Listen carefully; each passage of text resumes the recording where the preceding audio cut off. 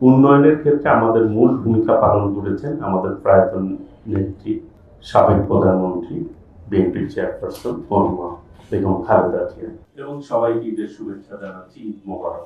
এর পিছনে মূল কারণ হচ্ছে আমাদের মাননীয় প্রধানমন্ত্রী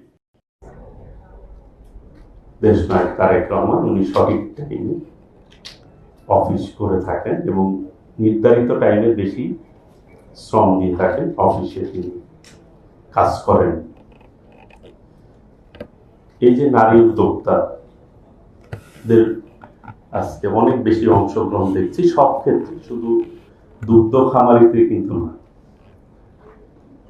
আমরা যেহেতু রাজনীতি করে বিভিন্ন অঙ্গনে আমাদের কথা বলার বা দেখার সুযোগ হয়ে থাকে, ইদানিং সব ক্ষেত্রে দেখছি নারীদের কিন্তু অংশগ্রহণ অনেক বেশি। এটি অত্যন্ত সমাজের জন্য আশাব্যঞ্জক ব্যাপার।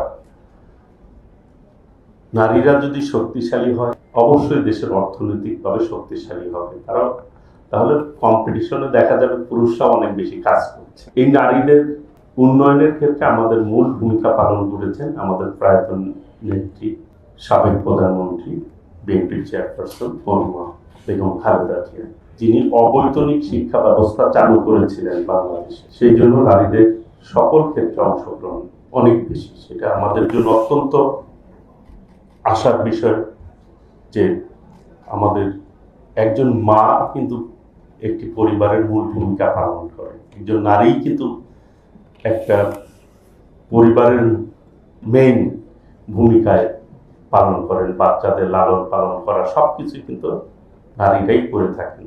এই যে খামারিরা আজকে আমাদের নারীরা দুগ্ধ খামারি করার ব্যাপারে তারা যে উদ্যোগী হয়েছেন, এটি আমাদেরকে আরো বেশি তাদেরকে ট্রেনিং এর ব্যবস্থা করতে হবে।